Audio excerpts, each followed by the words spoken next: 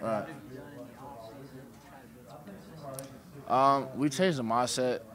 The guys on the team, as a whole, we realized that, we can't be complacent, with just being the SEC team and then just being, a ranked team. We have to bring it in all facets of the game. So, I mean, just being more consistent in conference. That's what hurt us last year. And, I mean, we were great. We had the talent. We had the ability. We just, the mindset was what hurt us in the long run. So we preached, over the offseason, work, set the standard higher than it's ever been set, and don't get complacent. Just keep reaching for more. Can you use those wins as positive momentum and still kind of leave the other stuff in the past, or like tell them it's like? Last year's last year. It was good. It was monumental for the university and the program, but you got to put that stuff behind. It was a whole new year, whole new schedule. Different teams. You got to bring it each game, so you can't. Of course, you think about it, but at the same time, you got to play at the end of the day. So. I think you're probably the best safety in the conference. What do you do week to week, day-to-day practice basis to continue to try to improve and not get complacent? I focus on my fundamentals. I'm around a great group of guys that, they don't let me get complacent either. Honestly, I feel like I can be a lot better than I am. I don't feel like I'm where I need to be as a player. And guys like Nico Robinson next to me, he pushes me to be a better player as well. So it's all about, being focused, and just coming out there to work every day. Coach Womack himself, he tells me every day, be better than you were yesterday. And that's what I want to do every day because I do want to be, one of the best players in the conference in the country. That's my goal, and I want to be able to help my team. So I know what it takes to do that, and I'm going to do that. He was picked fourth in some preseason ago. The coach over there just said that's where he picked him. All right. What does that mean to you? Honestly, it just goes to show you the amount of talent in this conference. We got some real great athletes and great teams here. It's called the Fun Belt for a reason. It's a lot of great teams in here, and they got great players, and it's exciting to watch every week. You're gonna see something new. App State and Tennessee last year, us and Mississippi State. Every year when we play Power 5, it's been a great game. So it just goes to show you the caliber of athletes and teams that are in the conference. Speaking of that, you gave Tennessee all you wanted, or all they wanted last year. You couldn't quite pull it out, but is there things you can take from that into week 1 against Georgia? That's App State. My bad. Move past that, give the last one. Brand new receiving core. What do you see as a D-back? We got one guy that stands out to me a lot, Jamarius Way. Man, this kid's he's a freak, man. He's gonna be a guy that makes a lot of noise. He'll be an all-conference guy at the end of the year. He's a hard worker, hardest working guy I've ever seen. And he's a big body. He's a 6'3", 215 kid, and he's not afraid to come across the middle, which is rare at receiver when you got guys like us in the secondary that like to hit. So he's got my respect, man. But we're gonna see it through camp. How those guys progress and how they handle the situation. We got some young guys we brought in as well, Jalen Tolbert and Jalen Wayne. Some guys that really can push for playing time as well. So we're gonna see. When the pads get on and we start hitting a little bit, the bells start getting wrong. We'll see. Who's about what. Did you see the top 100 ranking Sun Belt players? Yeah, I actually did. One of my buddies sent it to me. Yeah. What do you think? Too high, too low? Nah. I'm a guy that wants to be the best and best. I want to be number one. That's why I read that number, honestly. I want to be number one. And, I'm grateful for, being recognized like that and all the postseason or preseason accolades and everything, but I want to be the best, and that's what I'm working for. No problem. Some of those contests with big Power 5 teams, what is it like leading up to that kind of game, thinking in the context of your season? It's exciting, man. Like, when you play college football and you love the sport, that's what you live for. Like, that's what excites you.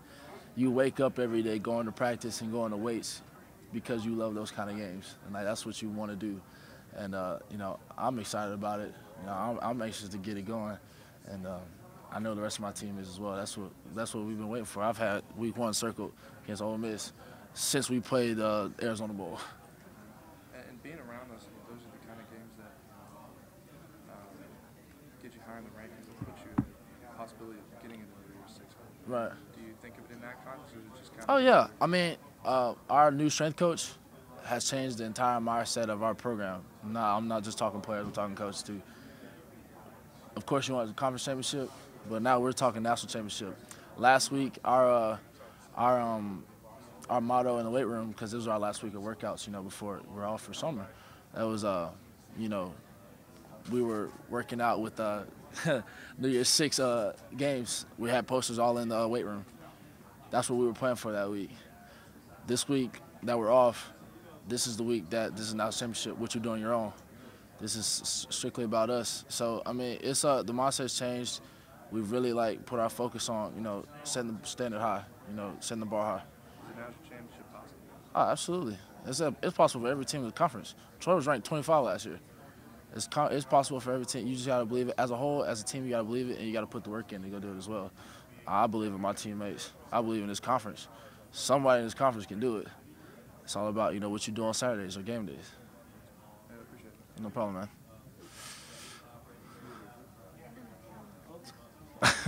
Chilling. How you doing? Actually, I have sort of a couple of questions, mostly about yourself as a student. And I really like history. All right. What do you like about history? I've always been a little different. Like most people, I say I watch Animal Planet and History Channel and National Geographic, and they look at me like I'm crazy. Like what?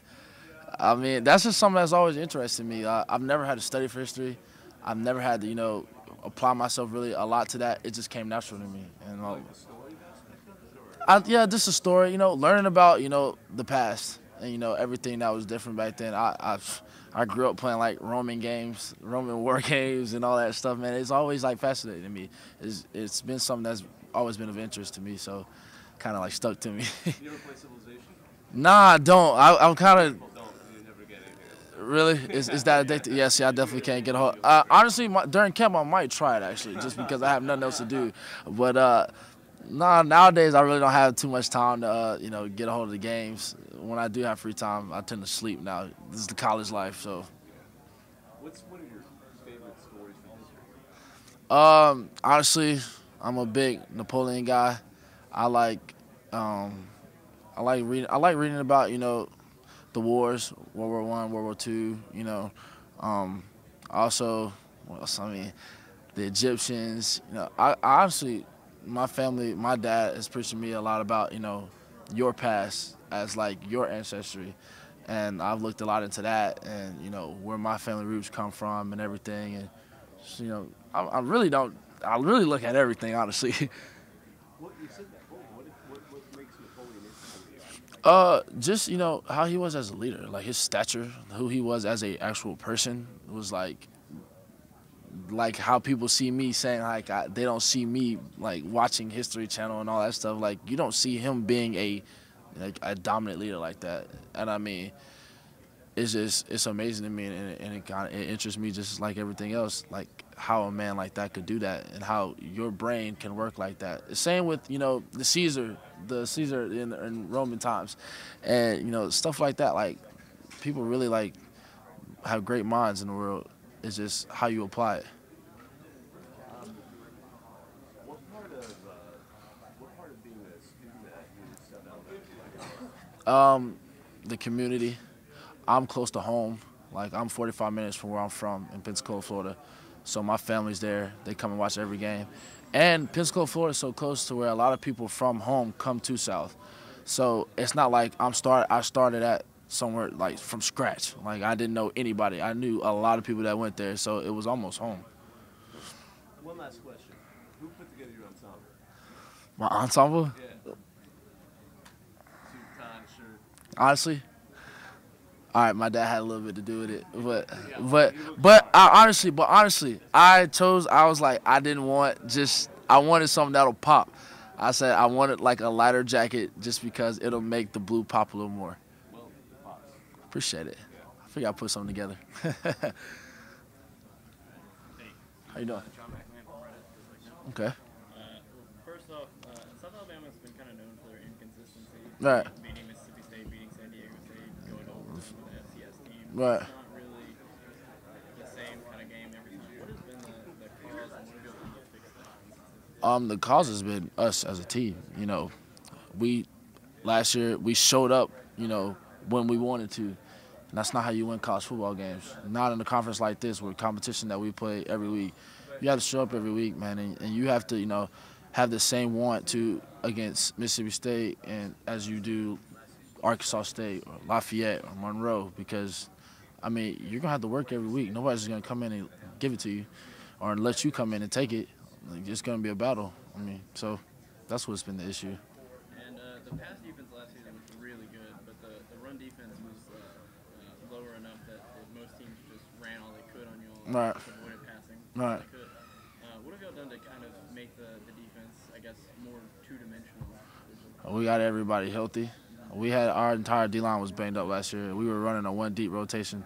There's no D-lineman that should be getting 80 plays like a DB.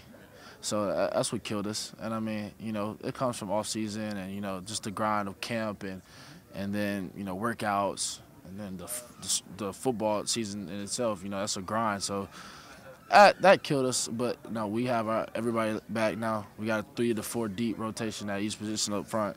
It's gonna help us a lot. Jimmy Gibson, Trey Alford's back. Zach Bedford's healthy. We got Sean Brown, Sean Greer. We got guys that are going to get after Finesse Middleton. So it's gonna be exciting. And then what's one young guy? He doesn't have to be a guy that's going to play this year, but one young guy that's somebody we should watch for. Devin Rocket. He was a former Ole Miss commit and decommitted. This kid's he's a special kid, man. He's got a lot of talent. He's a very instinctive kid. He's fast. One of the fastest kids I've ever seen. Coming to college, like this kid can absolutely fly as a cornerback, but he's gonna be very special once he figures it out. He's also very smart. He figured out a playbook. This is an NFL style playbook we have. Similar to what the Seahawks run. He grasped onto it quick. And you don't see that a lot out of a 17 or 18-year-old kid coming out of college. It's very rare, and he definitely learned it. And he's gonna be somebody special to look at in a year or two, man. And then last, I'm a native Mobilian, so I gotta ask, what's your favorite place to eat Mobile? Oh man, my favorite place. You ever heard of Mary's Southern Cooking? Okay, baby, then you already know what's going on. Mary's, that's my spot right there. That's look, $10 for all that food. Woo! It's like being at home on Thanksgiving, dude. It's good stuff. Well, and then right by campus is that Mexican place. Yeah, you got the lot. Yeah, it's like I know what you're talking about. It's right next to campus. You got that. You got Moe's. You got Foods. You got. It just opened. It's on it's on Old Shell. See, dude, I literally eat like 5 spots annually. I eat Hibachi Express, Shogun, Mary's Southern Cooking, Food Shackley's, and Sonny's Barbecue. That's about it. And I'll cook.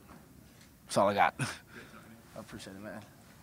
Just over here, Sports on Fire, Marcel. Overall, opening the schedule.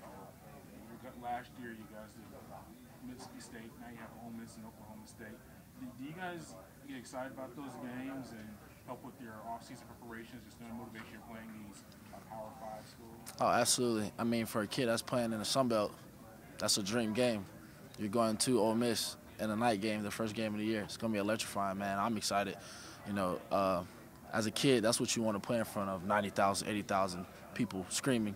It's exciting, man. And when I got to step into Mississippi State last year, honestly, man, it was one of the best experiences in my life. That and playing in Nebraska as a sophomore. That's just what you live for when you play football.